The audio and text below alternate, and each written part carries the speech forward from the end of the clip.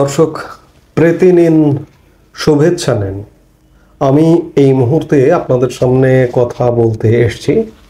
মহামান্য রাষ্ট্রপতি মোহাম্মদ শাহাবুদ্দিন আমন্ত্রণ জানালেন বেগম খালেদা জিয়া এবং তারেক রহমানকে। কেন আমন্ত্রণ জানালেন, এটি কতটা কি হয়েছে সেই বিষয় নিয়ে একটু কথা বলতে চাই। যে খবরে প্রকাশ, মহামান্য রাষ্ট্রপতি সাবেক প্রধানমন্ত্রী ও বিএনপি চেয়ারপারসন বেগম খালেদা জিয়া এবং বিএনপির ভারপ্রাপ্ত চেয়ারম্যান তারেক রহমানকে 16 ডিসেম্বর মহান বিজয় দিবস উপলক্ষে রাষ্ট্রপতির সংবর্ধনা অনুষ্ঠানে আমন্ত্রণ জানিয়েছেন। গতকাল বুধবার সন্ধ্যায় 11 ডিসেম্বর রাজধানীর গুলশানে বিএনপি চেয়ারপারসনের রাজনৈতিক কার্যালয়ে রাষ্ট্রপতির পক্ষ থেকে দাওয়াতপত্রটি হস্তান্তর করেন রাষ্ট্রপতির সামরিক সচিব মেজর জেনারেল মোহাম্মদ আদিল চৌধুরী এবং এটি গ্রহণ করেন বেগম খালেদা জিয়া ও ভারপ্রাপ্ত চেয়ারম্যান তারেক রহমানের পক্ষ থেকে বিএনপির স্থায়ী কমিটির সদস্য ডক্টর AZM জাহিদ হোসেন।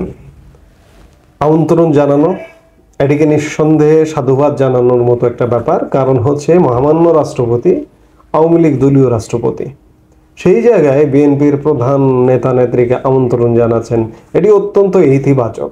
কারণ এই ধরনের ইতিবাচক ঘটনা দেখে আমরা অভ্যস্ত নই। বিরোধী পক্ষকে কোনোভাবেই সম্মান জানানো হয় না, আমাদের দেশের রাজনৈতিক শিষ্টাচারটি এমন। সেই জায়গায় বঙ্গভবনের পক্ষ থেকে, মহামান্য রাষ্ট্রপতির পক্ষ থেকে স্বয়ং রাষ্ট্রপতির সামরিক সচিব গিয়ে আমন্ত্রণপত্র পৌঁছে দিলেন। এটি একটা মেসেঞ্জার দ্বারাও পৌঁছিয়ে দেওয়া যেত, কিন্তু সেটি না করে স্বয়ং সামরিক সচিব রাষ্ট্রপতির প্রতিনিধিত্ব করে এটি পৌঁছে দিলেন। এটি শিষ্টাচারের সর্বোচ্চ নিদর্শন বলতে পারেন, বললে ভুল হবে না। এ পর্যন্ত ঠিক আছে, কিন্তু এরপরে আসুন যে রাষ্ট্রপতি আমন্ত্রণ জানালেন 3 বারের সাবেক প্রধানমন্ত্রীকে, রাষ্ট্রপতি আমন্ত্রণ জানালেন তার পুত্রকে। অতীতে তিনি কোনো রাষ্ট্রীয় পদবিতে ছিলেন না, বিএনপির সিনিয়র যুগ্ম মহাসচিব ছিলেন, তারপরে তিনি ভারপ্রাপ্ত চেয়ারম্যান হয়েছেন। তবে তাকে আমন্ত্রণ জানানো হলো, ভালো কথা, কিন্তু তিনি তো দণ্ডপ্রাপ্ত আসামি। 5টি মামলায় তার দণ্ড হয়েছিল। এর মধ্যে আপনারা দেখলেন, আমি অত্যন্ত ইতিবাচক মানুষ, কিন্তু আমি কাউকে খারাপ বলতে বাধ্য হই না, কিন্তু আপনারা দেখলেন যে 21শে আগস্ট গ্রেনেড হামলা মামলায় যাবজ্জীবন সাজাপ্রাপ্ত আসামি ছিলেন তারেক রহমান। কিন্তু খুব এই ঘটনাটির রেশ কাটেনি এখনো। কদিন আগে বাংলাদেশের সর্বোচ্চ আদালত হাইকোর্ট এই মামলায় জড়িত প্রত্যেককে খালাস দিয়েছে।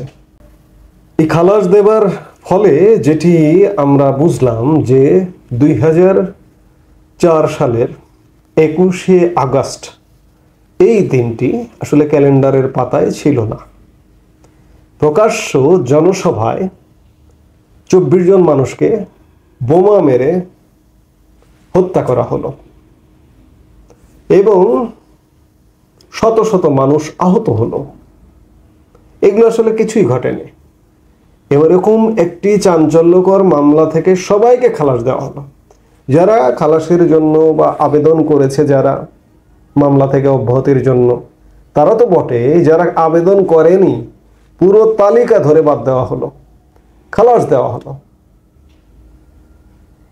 অর্থাৎ এই যে মানুষগুলো যে ছিলেন সেদিন, তারা টর্নেডো, দিনটা যদি থাকেও তারা বোমা হামলায় মৃত্যুবরণ করেননি, টর্নেডো, ঘূর্ণিঝড় বা এরকম প্রাকৃতিক দুর্যোগে হয়তো মারা গেছেন, কিংবা দিনটাই তো নাই।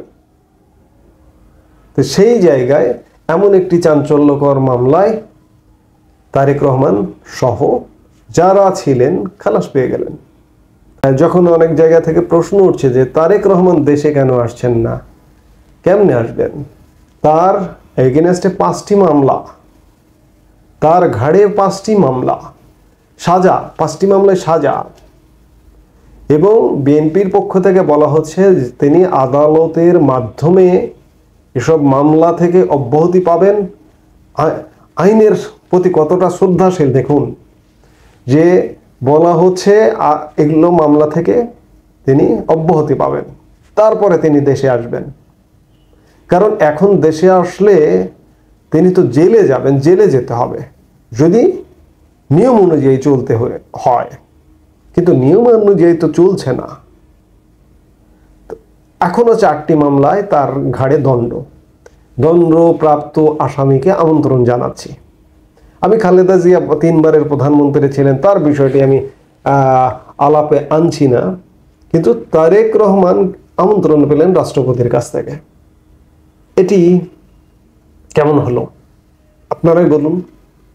আবার এই যে রাষ্ট্রপতি আন্তরিকতা দেখালেন অন্য একটি প্রধান রাজনৈতিক দলের প্রতি, সম্মান দেখালেন, শ্রদ্ধা দেখালেন, এটি যেমন উদারতা এবং এটি একটি ভালো নজির সৃষ্টি করলো, ঠিক তেমনি একজন দণ্ডপ্রাপ্ত আসামিকে আমন্ত্রণ জানানো হলো। এটি আসলে কতটা রাষ্ট্রপতির ইচ্ছায়, রাষ্ট্রপতি আওয়ামী লীগ দলীয় একজন মানুষ, কিংবা কতটা বাধ্য হয়ে। এখন তো আসলে অনেক কিছু বাধ্য হয়েই করতে হচ্ছে বলেই প্রতীয়মান হয়। কারণ হচ্ছে তিনি যদি না করেন এগুলো, তাহলে কি হতে পারে? রাষ্ট্রপ্রধান, সরকার প্রধানও কি দেশে দেশে রক্ষা পায়? একটি দেশকে যদি জিম্মি করা হয় সেই সময় কি রক্ষা পায় সেই মুহূর্তে দেশি বিদেশি শক্তি দ্বারা? আপনারা একটি ইতিহাস নিশ্চয়ই জানেন যে ভারতের দ্বিতীয় প্রধানমন্ত্রী লাল বাহাদুর শাস্ত্রীর মৃত্যুটা কিভাবে হয়েছিল। ভারত পাকিস্তান যুদ্ধ 65 সালে, সেই যুদ্ধের পরে লাল বাহাদুর শাস্ত্রী বা পাকিস্তানের সাথে একটা সমঝোতা হয়েছিল যে থার্ড কোনো কান্ট্রিতে গিয়ে আমরা এই ভারত পাকিস্তান যুদ্ধের অবসান হবে এবং চুক্তিটি সই করব। সেই থার্ড কান্ট্রিটা ছিল রাশিয়া। সেই রাশিয়াতে চুক্তি সই করতে গেছেন, চুক্তি সই করেছেন, সুস্থ মানুষ, সবল মানুষ, রাতে খেয়ে শুয়ে পড়েছেন, পরের দিন তাকে আর পাওয়া যায়নি, তিনি মৃত। ভারতে যখন তার লাশটা আনা হয়েছিল তখন বেশিরভাগ মানুষ দেখেছিলেন তার লাশটা নীল। অর্থাৎ সরকার প্রধান কিংবা রাষ্ট্রপ্রধানও কিন্তু সুরক্ষিত নয়। একটা থার্ড কান্ট্রিতে গিয়ে সেই সময়ের ভারত অনেক অনুন্নত ছিল, তৃতীয় বিশ্বের একটা চরম দরিদ্রতম একটা দেশের প্রধানমন্ত্রী লাল বাহাদুর শাস্ত্রী ছিলেন তখন। তো তিনি বিদেশের মাটিতে গিয়ে মৃত্যুবরণ করলেন, যে মৃত্যুর রহস্যের আজ পর্যন্ত কুল কেনারা হয়নি। আমি এই ঘটনা বলবার এটি কারণ যে আপনি আমার কথা মতো চলবেন না, কাজ করবেন না, আপনাকে অপসারণ করতে পারলাম না, বা নানা রকম ভাবে আপনাকে আমি ব্যবহার করতে যদি না পারি, আমি তো আপনাকে আস্ত রাখবো না। দেশি বিরোধী ষড়যন্ত্রে আমি আস্ত রাখবো না, এমনটাই হতে পারে। অর্থাৎ এই ধরনের নানামুখী চাপে সবচেয়ে বিপদে আছেন কি এখন? মহামান্য রাষ্ট্রপতি মোহাম্মদ শাহাবুদ্দিন। এই চাপে অনেক কিছু করতে হচ্ছে, দণ্ডপ্রাপ্ত আসামিকেও আমন্ত্রণ জানাতে হচ্ছে, কিংবা তার ভবন থেকে, বঙ্গভবন থেকে বঙ্গবন্ধুর ছবি নামিয়ে ফেলা হচ্ছে, তাও কিছু করণীয় নেই। এই আমন্ত্রণ জানানোটিতে একদিকে শিষ্টাচারের শ্রেষ্ঠ নিদর্শন, আর একদিকে দণ্ডপ্রাপ্ত আসামিকে আমন্ত্রণ জানানো, এটিও কেমন হচ্ছে আমি কিছু বলবো না, আপনারাই বলুন। তারেক রহমানকেও সম্মান দিতে চায়, তিনিও সম্মানিত, ঠিক আছে, কিন্তু তার ঘাড়ে তো দণ্ড আছে। এই দণ্ড থেকে বেরিয়ে আসুন আদালতের মাধ্যমে, যেমন 21শে আগস্টের ঘটনা ঘটেনি, তারপরে আমন্ত্রণ জানালে সেটি মনে হয় ভালো হতো। এভাবেই চলছে দেশ। আসলে এখানে এখন দিনকে রাত করা সম্ভব, এভাবেই চলছে দেশের মানুষ, দেশবাসী। আপনারা দেখুন এবং অনুভব করুন যে আমরা এই মুহূর্তে কোন বাংলাদেশে বসবাস করছি। এই মুহূর্তে এ পর্যন্তই। সবাই ভালো থাকুন, সুস্থ থাকুন। জয় বাংলা। আমাদের ভিডিওগুলো নিয়মিত পেতে সাবস্ক্রাইব করুন Sajjad Kadir and the legends YouTube channel এবং লাইক, কমেন্ট, শেয়ার করে সাথে থাকুন।